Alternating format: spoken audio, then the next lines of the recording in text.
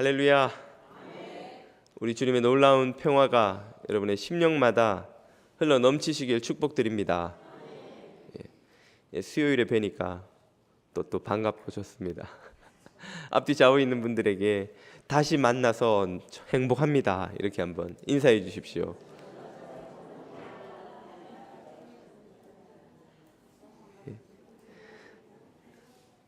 늘 만나도 좋지만 다시 또 만나니 얼마나 좋은지요.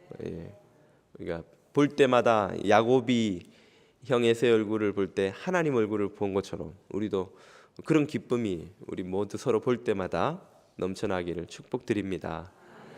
오늘 우리에게 주시는 하나님의 말씀은 이사야서 13장입니다. 이사야서 13장입니다.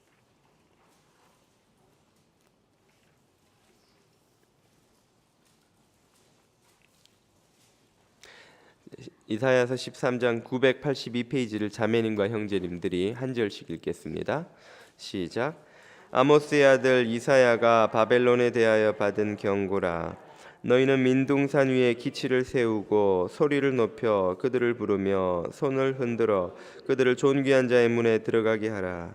내가 거룩하게 구별한 자들에게 명령하고 나의 위엄을 기뻐하는 용사들을 불러 나의 노여움을 전하게 하였느니라. 산에서 무리의 소리가 나며 많은 백성의 소리 같으니 곧 열국 민족이 함께 모여 떠드는 소리라. 만군의 여호와께서 싸움을 위하여 군대를 거멸하심이로다.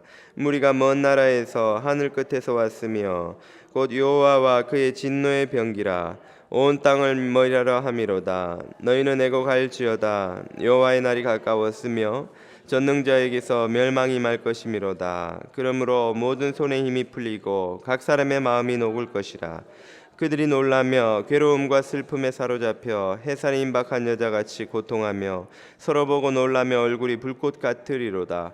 보라, 여호와의 날 곧 잔혹히 분냄과 맹렬히 노하는 날이 이르러 땅을 황폐하게 하며 그 중에서 죄인들을 멸하리니 하늘의 별들과 별무리가 그 빛을 내지 아니하며 해가 돋아도 어두우며 달이 그 빛을 비추지 아니할 것이로다. 내가 세상의 악과 악인의 죄를 벌하며 교만한 자의 오만을 끊으며 강포한 자의 거만을 낮출 것이며 내가 사람을 순금보다 희소하게 하며 인생을 오빌의 금보다 희귀하게 하리로다. 그러므로 나 만군의 여호와가 분하여 맹렬히 노하는 날에 하늘을 진동시키며 땅을 흔들어 그 자리에서 떠나게 하리니 그들이 쫓긴 노루나 모으는 자 없는 양같이 각기 자기 동족에게로 돌아가며 각기 본향으로 도망할 것이나 만나는 자마다 창에 찔리겠고 잡히는 자마다 칼에 엎드러지겠고 그들의 어린 아이들은 그들의 목전에서 메어침을 당하겠고 그들의 집은 노략을 당하겠고 그들의 아내는 욕을 당하리로다. 보라, 은을 돌아보지 아니하며 금을 기뻐하지 아니하는 메대 사람을 내가 충동하여 그들을 치게 하리니 메대 사람이 활로 청년을 쏘아 죽이며 태 열매를 긍휼히 여기지 아니하며 아이를 애석하게 보지 아니하리라. 열국의 영광이요 갈대아 사람의 자랑하는 놀이개가 된 바벨론이 하나님께 멸망당한 소돔과 고모라 같이 되리니 그곳에 거주할 자가 없겠고 거처할 사람이 대대에 없을 것이며 아라비아 사람도 거기에 장막을 치지 아니하며 목자들도 그곳에 그들의 양떼를 쉬게 아니할 것이요 오직 들짐승들이 거기에 엎드리고 부르짖는 그들의 가옥에 가득하며 타주가 거기 깃들 것이며 들량이 거기에서 뛸 것이며 그의 궁성에는 승냥이가 부르짖을 것이요 화려하던 궁전에는 들깨가 울 것이라.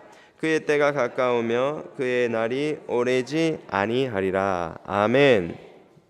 이것은 하나님의 말씀입니다. 아멘. 여기 리모컨이 없어졌네요. 좀 갖다 주십시오. 이사야서 13장 읽으셨는데요. 이사야서 1장에서 12장까지를 감사합니다. 1장에서 12장까지를 사실 예전에 새벽기도 때 제가 한 바가 있습니다. 13장은 이사야서의 2부로 들어간다고 할 수 있겠는데요. 이사야서에 대한 설명을 간단하게 좀 드려야 이 본문 이해하시는데 어려움이 없으리라 생각합니다. 1장에서 12장은 그 이스라엘과 유다의 그 멸망에 대한 경고고요. 이 오늘 읽은 13장부터 23장까지는 바벨론의 멸망에 대한 경고입니다. 자, 이 선지서를 읽으실 때 그 배경을 잘 이해를 못하면 이 표현이 꼭 무슨 수수께끼 같고 주문 같고 이게 도대체 무슨 말인지 이해하기가 대단히 어렵죠. 이 배경을 듣고 이해하시고 보시면 대단히 쉽습니다. 13장 전체가 바벨론의 멸망에 대한 경고입니다. 그래서 너희는, 너는, 너희에게, 여기서 너희는 바벨론 사람들을 말하는 것이죠. 이사야의 입을 통해서 지금 보시는 그림은 이사야를 그린 제임스 티소의 그림이죠. 이 선지자 이사야의 입을 통해서 하나님이 바벨론 사람들에게 주시는 경고, 그것이 이사야서 13장 전체의 내용이라고 하겠습니다. 바벨론이라는 나라는 우리가 뭐 자주 들어 알고 있습니다만 간단하게 좀 설명을 드리면요. 지금 바벨론 전에 그 세계 최초의 대제국을 형성했던 것이 아수르죠. 이것이 아수르 제국의 영토인데요. 이 아수르가 722년에 북이스라엘을 멸망시킵니다. 아시다시피. 자, 이즈음에 여기 예루살렘이 있죠. 여기가 팔레스틴, 요즘 뭐 그 하마스와 이스라엘 간의 전투로 아주 국제 뉴스에 면을 장식하고 있는 그 팔레스틴이 이 지역입니다. 아수르가 여기를 다 점령하면서 722년에 북이스라엘을 멸망시킨 그 대제국을 만들었습니다. 이 아수르를 무너뜨리고 그 다시 두 번째로 선 대제국이 바로 바벨론입니다.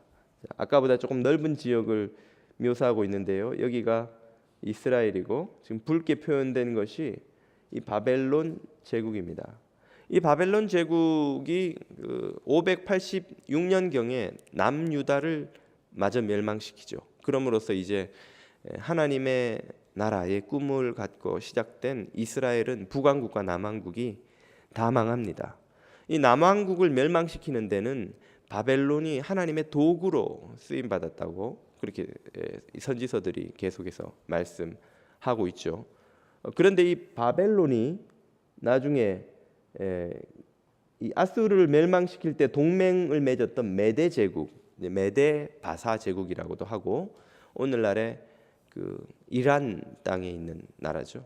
일반 역사에서는 페르시아라고 하는 제국에 의해서 100년도 되지 않아서 538년에 기원전 538년에 또 멸망합니다. 그러니까 메대가 바벨론을 침공해서 바벨론을 무너뜨리게 되지요. 그 사건을 지금 예고하고 있는 것입니다. 바벨론이 강성할 때는 얼마나 이제 화려했는지 이것은 상상도인데요. 바벨론의 그 고대 7대 불가사의 중에 하나로 꼽히는 그리스에서 꼽은 것인데 이 바벨론의 공중정원이라고 하는 아주 화려한 그 기념비적인 건물이 있었다고 합니다. 지금은 뭐 존재하지 않고 기록에만 남아 있죠. 그 그리스 사람들이 남긴 세계 7대 불가사의 중에 하나로 이 바벨론의 공중정원이 손에 꼽힐 만큼 화려하고 아름다운 그 위용을 자랑했던 그런 나라이죠. 감히 이 바벨론을 무너뜨린다는 건 상상도 할 수 없었던 그 시대인데요. 그 당시로 보자면 지금 이것은 그 바벨론의 느부갓네살 왕이 살았던 궁전을 유적터 위에서 복원해 놓은 것입니다. 언뜻 봐도 엄청난 규모죠. 지금으로부터 2500년, 2600년 전에 저 정도의 도시를 건설할 문명이었으니 얼마나 강성한 문명이었습니까? 그런데 이 바벨론이 이제 망할 거다 하는 예언을 이 13장이 하고 있는 것입니다. 그 내용을 13장 전체를 다 살펴보기는 시간이 부족하기 때문에 간략하게 좀 정리하고 말 텐데요.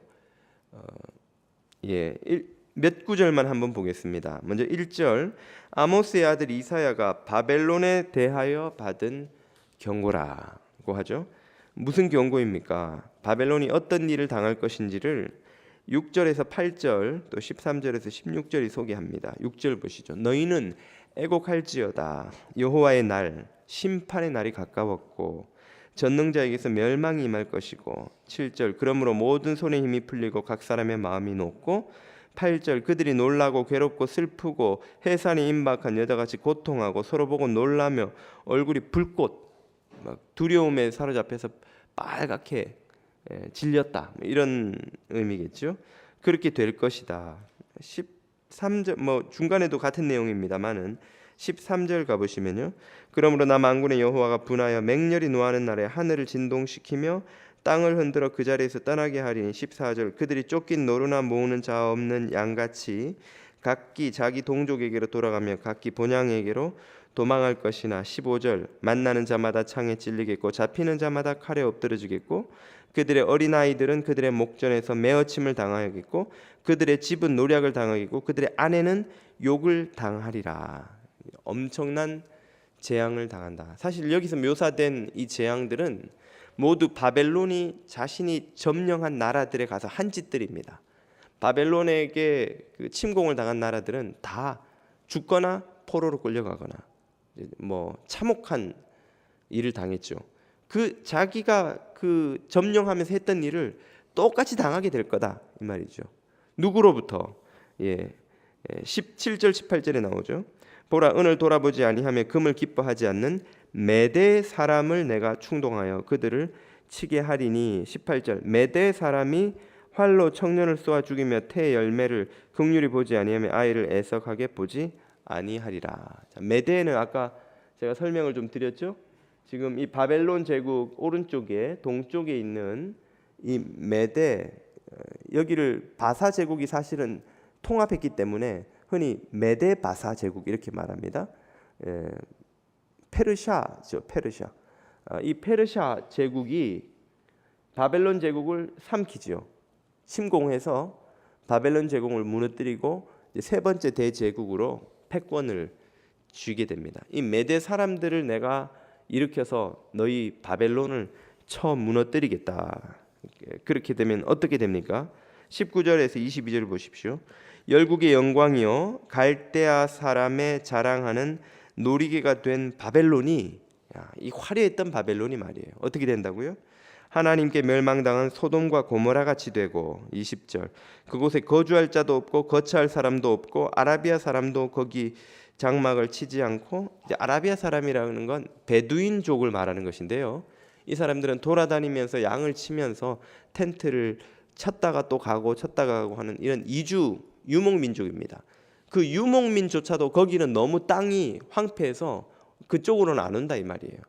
이렇게 화려했던 제국이 무너져서 폐허가 되는데 얼마나 처참하게 무너질 거냐면 유목민족조차도 와서 텐트 안 칠 정도로 폐허가 되게 만들어 버리겠다. 이런 무서운 심판의 말씀이죠.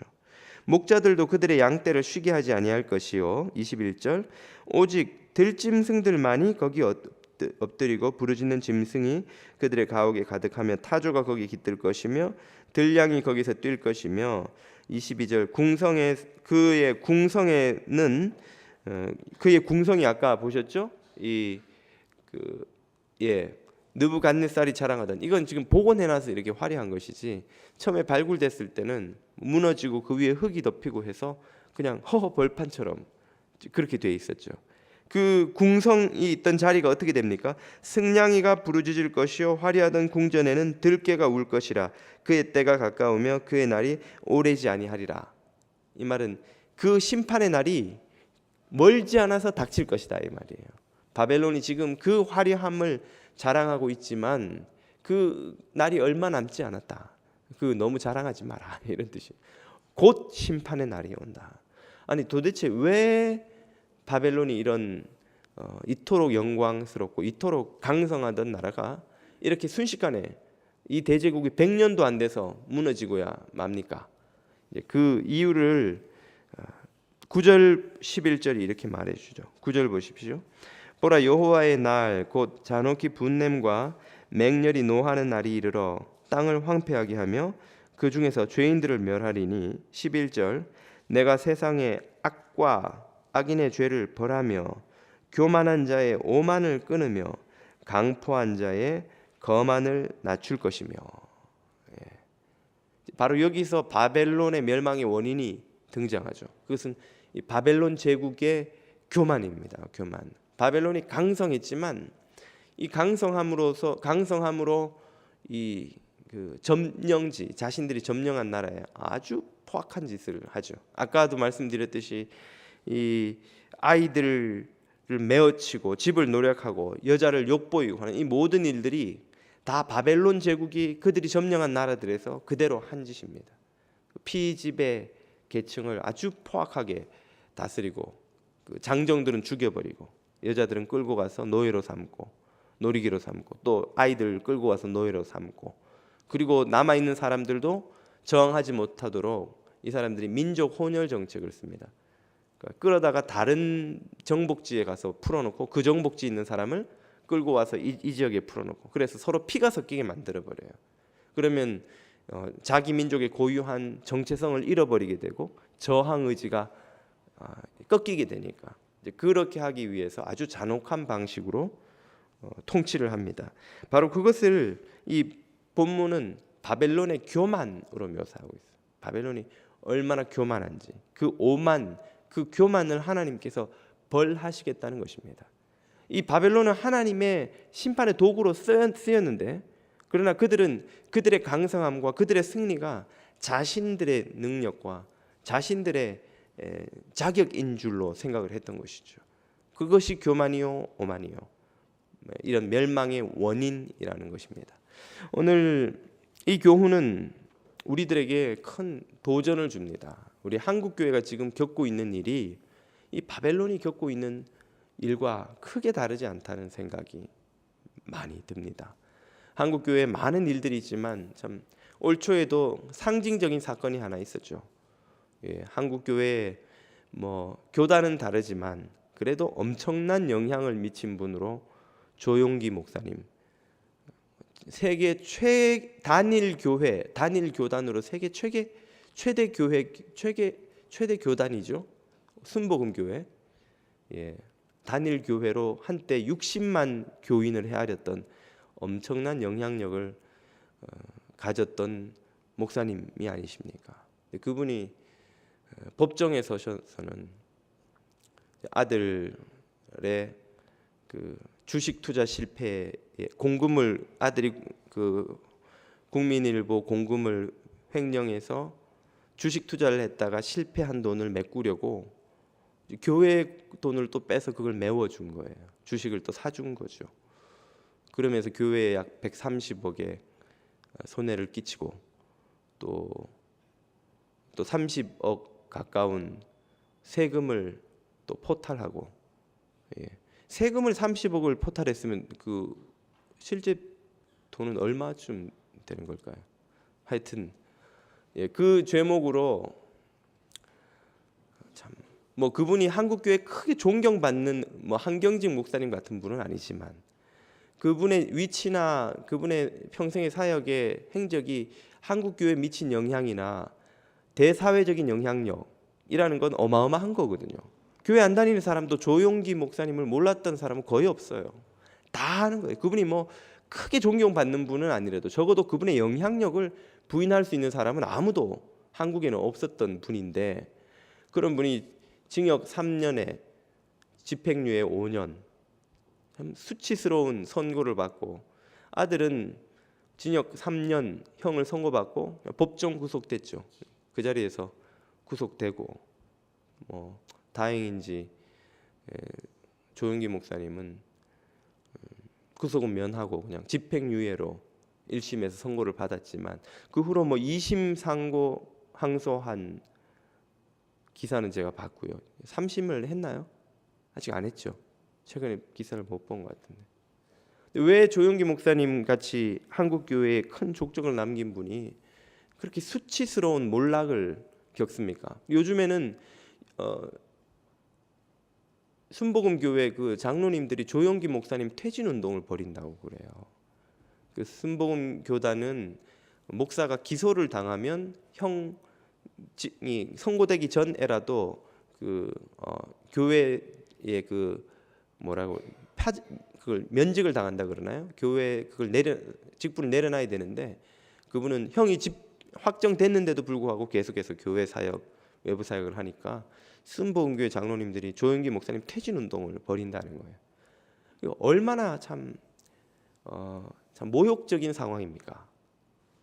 목회자가 자신이 목회하던 교회 장로들로부터 퇴진 요구를 받는 상황.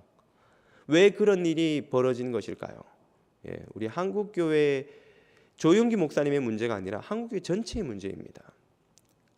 그것은 바로 조영기 목사님이 이루신 그 엄청난 업적이라면 업적이 당신이 이룬 거라고 생각하기 때문에 그런 거예요.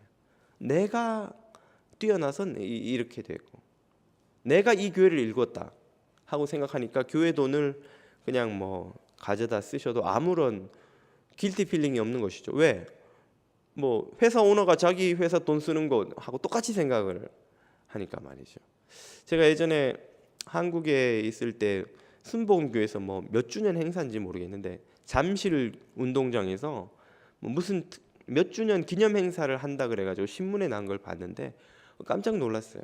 그 잠실 운동장 거기를 교인들이 꽉 메웠는데 커다란 플래카드 2개가 그 관중석에 이렇게 2개가 딱 걸려 있는데 하나는 조영기 목사님 얼굴 사진이고 또 하나는 그 사모님 있잖아요. 그분이 무슨 총장님이라 그러나요? 뭐 계시죠? 제 성함 기억이 안 나는데 그 부부 얼굴이 거기 커다랗게 걸려 있는 거예요.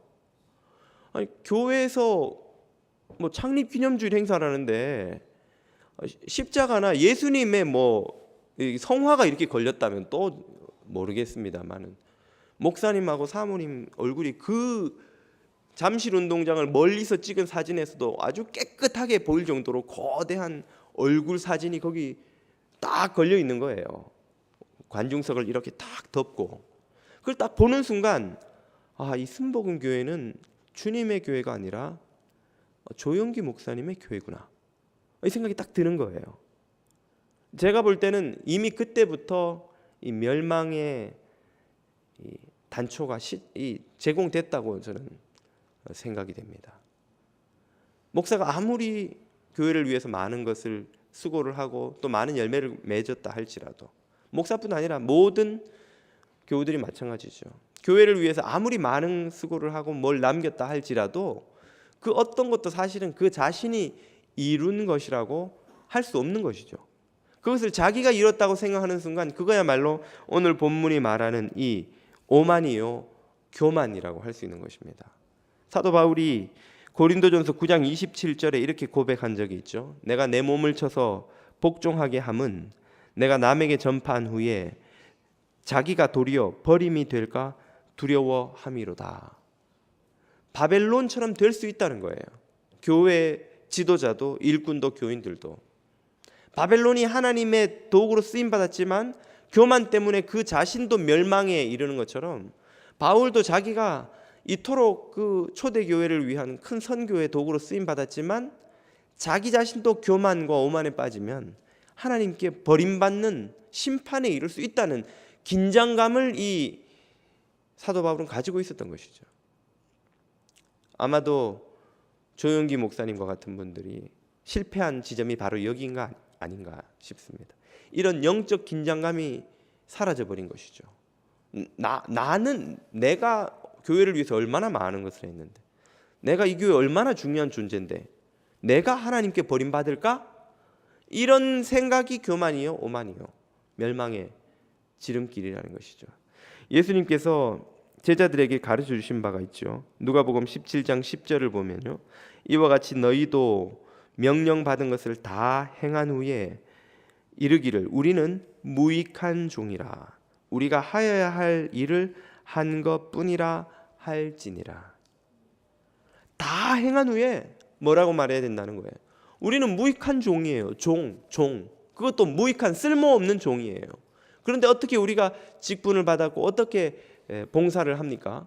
하나님께서 우리를 긍휼히 여기셔서 끼워 주신 거고 하나님께서 당신의 능력으로 다 만들어 주신 거예요. 우리가 아이들 키울 때 애들이 뭐 그림 그리거나 이러면 학교에서 그림 숙제를 해왔는데 막 개발 세발 형편없잖아요. 그럼 엄마나 아빠가 옆에서 이렇게 도와줘가지고 선도 이렇게 말도 안 되는 게 연결해주고 색깔도 골라주고 이렇게 해주고 해서 예쁘게 그리게 만들어준단 말이에요. 그럼 그 아이는 그걸 자기가 그린 줄 알고 막 좋아가지고 학교를 들고 가지만 그 사실 누구 때문에 그린 것입니까? 엄마 아빠가 도와줘서 된 거지 자기가 그린 게 아닌 거예요. 근데 왜 도와줍니까? 왜 아빠가 다 그려놓고도 아이 이름으로 보내나요? 아이가 그걸 함으로써 기쁨을 느끼고 또 그걸 배우게 되고 성장할 수 있는 기회가 되니까. 우리가 뭘 열매를 남기고 잘했다 할지라도 그것을 내가 한 것 같지만 사실 주님이 다 한 건데 주님이 당신이 다 할 수 있는 일을 우리로 하여금 하게 만들어 주시는 거예요. 끼워 주시는 거예요. 그게 은혜죠. 주님께서 교만한 바리새인들에게 스스로 아브라함의 자손이라고 자랑하지 마라. 하나님이 이 돌들을 들어서라도 아브라함의 자손들을 만들고도 남으시는 분이다. 하나님은 마음 먹으시면 무에서 이 우주도 창조하신 분이에요. 그런데 우리들의 능력이나 손길이 부족해가지고 뭐 오병이어 기적을 못 만드시고 뭐 물을 포도주로 만드는 걸 못 만드시고 뭐 우리가 도와주지 않아서 하나님이 하실 일을 못 하시겠어요? 세계복음화를 주님이 마음 먹으시면 이 우주도 창조하시고 그 가운데 인간을 창조하신 분이 마음만 먹으시면 그냥 불순종하는 자들을 싹 쓸어버리시고 노아를 통해 새 인류를 창조하시는 분이 이 인간들 하나하나 회개하지 않는 인간들 설득하고 가르치고 이걸 못 하셔가지고 우리한테 가서 선교하라 그러고 봉사하라 그러고 하시는 것일까요? 능력이 없어서 우리한테 맡기시는 게 아니에요. 우리를 끼워주시려고 그 구원 역사에 끼워주시고 하나님 나라의 백성에 끼워주시려고 우리를 부르신 거죠. 우리를 쓰신 거예요. 이 타이틀을 여기 달아주고 싶어서 이 생명의 멸류관을 씌워주고 싶어서 주님이 우리를 할 마음도 없고 할 능력도 없고 할 의지도 없고 자격도 없는 우리를 끌고 와가지고 자 여기서 선교하는 척만 해라. 그러면 내가 네가 한 것처럼 다 상을 주고 너한테 생명의 멸류관을 주마. 우리가 하면 얼마나 하겠어요 사실. 선교하면 얼마나 하고 봉사하면 얼마나 하고 우리가 이웃을 뭐 돌보면 얼마나 돌봅니까 우리 인생에. 우리가 버는 돈의 몇 퍼센트나 과연 정말 이웃을 위해 내놓나요? 그런데도 주님은 그것을 귀하게 받으시고 마치 엄청난 것을 내놓은 것처럼 받으시고 엄청난 일을 한 것처럼 받으시고 도저히 받을 수 없는 구원을 주시잖아요. 그냥 그 구원을 받을 일을 누가 하셨는데 십자가에서 주님이 다 하신 거예요. 우리는 한 게 아무것도 없는데 마치 우리가 한 것처럼 주시는 거예요. 그거 하시려고 아들을 십자가에 매어 다신 거죠. 그거 하시려고 안 믿는 고집센 능력도 없는 자격도 없는 우리를 억지로 끌어다가 교회에 앉혀놓고 선교에 보내기도 하고 봉사를 시키기도 하고 하는 거예요. 근데 우리는 그거 했다고 마치 내 능력으로 선교하는 건 줄 알고 내가 잘나서 딴 사람은 안 믿는데 나는 믿는 줄 알고 딴 사람은 못하는 열매를 나는 막 엄청나게 남겨서 대접받고 인정받아야 될 줄 알고 왜 내가 이만큼 했는데 인정을 안 해줘? 왜 내가 잘했는데 왜 박수를 안 쳐줘 말이지? 왜 사람들이 나를 무시해? 막 속상하고 화나고 열받고 막 그러죠. 왜 섭섭할까요? 왜 섭섭증이 생길까요? 그 진실을 모르기 때문에 그래요. 진실은 뭡니까? 진실은 주님이 다 하시는 거예요. 야곱을 택하신 것은 야곱이 태어나기도 전에 태 속에 있을 때 내가 야곱을 태중에 있을 때 택했다 그랬어요. 잘하고 못하고 상관없이 은혜와 긍휼로 그냥 택해 주신 거죠. 우리가 그것을 알면 직분을 받아도 뭘 해서 열매를 남겨도 교만하고 드러내고 인정받아야 되겠고 섭섭하고 억울하고 할 게 없는 거예요. 종놈은 하나도 억울한 게 없어요. 종놈, 종 또 자매들은 부르기가 좀 묘해요. 이게 좀 종놈은 어감이 괜찮은데 종놈, 종자매들은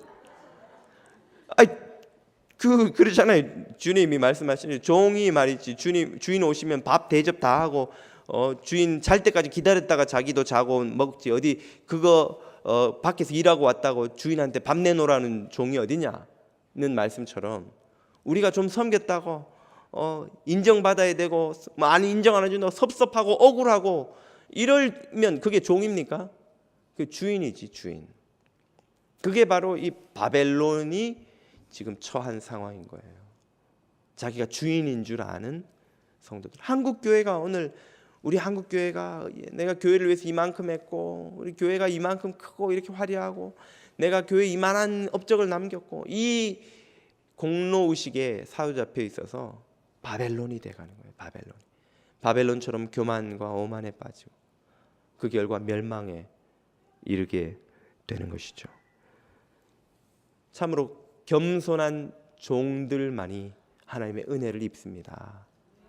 우리가 참 겸손해야 돼요. 이 겸손을 배워야 되는데 문제는 우리는 겸손을 배우고 겸손하기도 한데 다 말로만 그런다는 거죠. 차라리 말을 안 하면 밉지는 않은데 우리 교인들은 말을 한단 말이에요. 꼭 그래놓고 안 겸손하니까 더 미운 거예요. 여러분 그 미주 교포 가수 중에 그 유승준 씨라고 아세요? 한국에서 유승준 사태가 벌어질 만큼 아주 사회적 이슈가 됐던 가수예요. 그 대단히 노래도 잘하고 춤도 잘 추고 재능이 있는 가수인데 이 유승준 씨가 뭘 잘못했냐면 방송 인터뷰를 할 때마다 나는 군대 간다고 이렇게 큰 소리를 친 거예요. 나는 대한민국의 이중국적자니까 난 대한민국의 우리 자녀들 다 똑같은 문제를 이제 앞으로 겪을 건데 나는 대한민국의 아들이니까 군대 간다고 막 인터뷰에서 큰 소리를 친 거예요. 근데 막상 군대 갈 때가 되니까 시민권자잖아요. 또 미국 왔다가 시민권자니까 군대 안 간다고 국적 포기를 했던가 뭐 그랬던 거예요. 근데 제가 볼 때는 약간 유승준 씨가 못됐다기보다는 좀 미숙해서 그런 거예요. 유승준 씨는 가수지만 우리 눈에는 그 사람 한 사람만 보이지만 가수들은 가수 혼자 몸이 아니거든요. 그 사람 소속사가 있어요. 소속사와 계약 관계가 있고 이 사람이 버는 돈이 자기 돈이 아니에요. 상당 액수는 소속사로 들어가고 있기 때문에 그 사람이 가고 싶어도 소속사에서 못 가게 해요. 그 사람이 3년 들어가 있으면 그 3년 동안 소속사는 한참 인기의 그 가수를 돈을 얼마나 투자해서 이 사람을 만들어놨는데 3년 동안 그 군대 보내놓으면 그 돈 손해가 막심하거든요. 아마 모르긴 해도 계약 관계 때문에 아니면 소속사의 압력으로 막 가지 말라고 막 엄청난 압력을 받았을 거예요. 그러니까 본인도 생각해 보니까 또 좀 막상 좀 겁도 나고 뭐 그랬든지 어쨌든지 근데 막상 가야 될 때 안 간다고 그러고 국적 포기를 해버리니까 난리가 난 거죠. 대한민국. 왜 그랬을까요? 그냥 아무 말 안 하고 조용히 있다가 군대 안 갔으면 욕을 별로 안 먹었을 거예요. 근데 군대 간다고 막 TV에 동네방네 떠들다가 안 가니까 완전히 이 매국노가 돼버린 거예요. 그래서 정말 이례적으로 그 한국 그 공항에서 입국 거부를 당했어요. 국적 포기가 무슨 입국 거부 사유입니까? 이건 말도 안 되는 건데 한국은 이 헌법 위에 국민정서법이 있기 때문에 그 국민들이 싫어하기 때문에 안 된다고 입국 거부를 해서 못 들어왔잖아요. 그 사람이 그 이후로 그냥 가수로서 다시는 예전의 그 인기를 회복하지 못했어요. 왜 여기서 제가 이 말씀을 왜 드리느냐? 우리가 왜 기독교인이 욕을 많이 먹냐? 말을 많이 해서 그래요.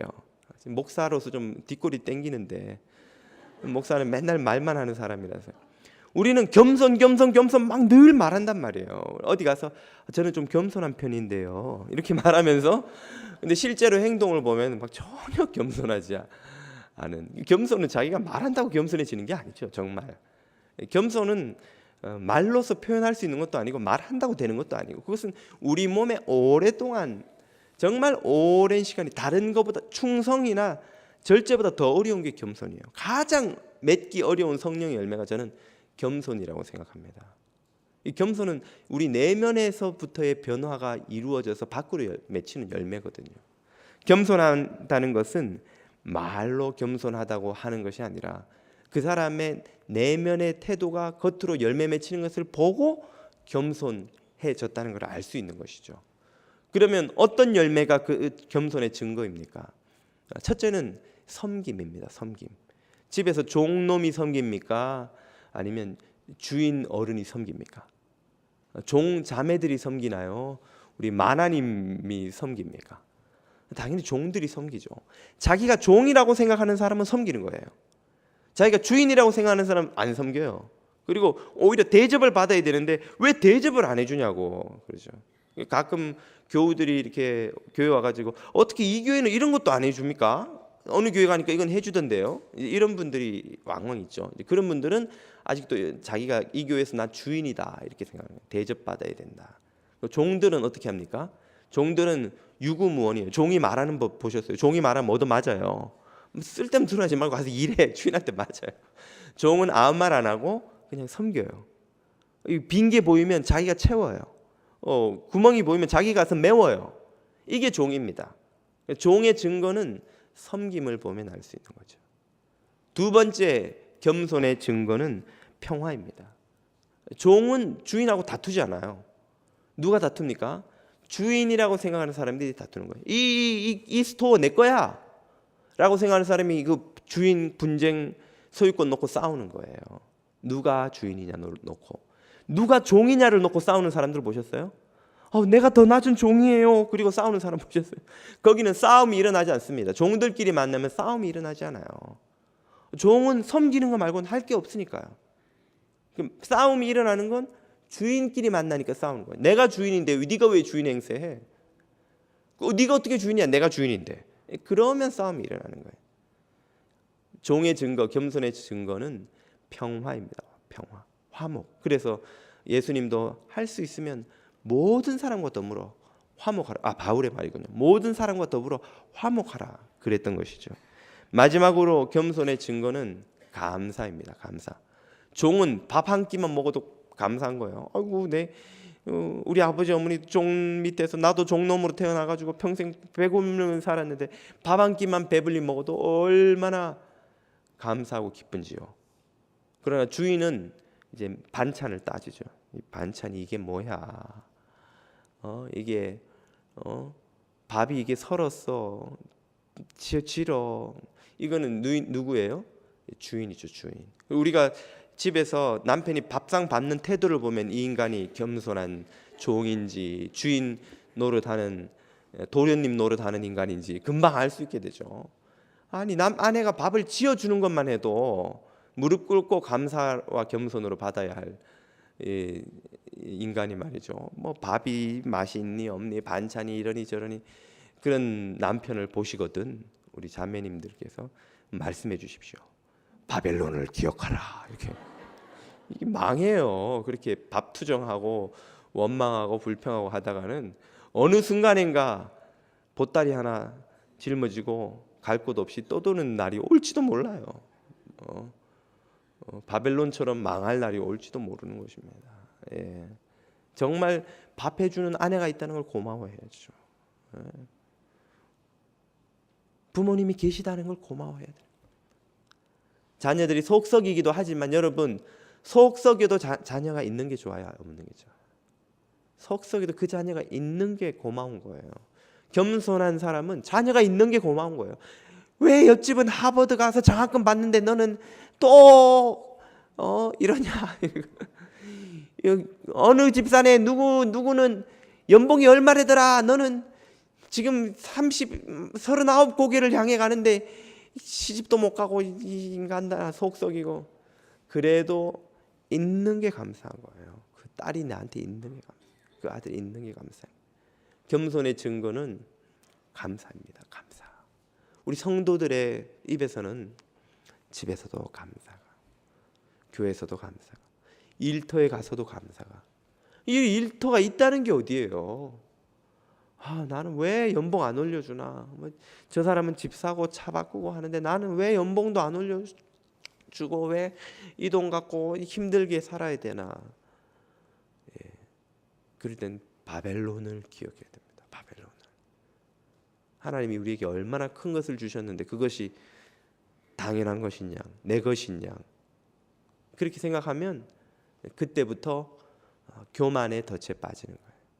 오만의 덫에 빠지는 겁니다.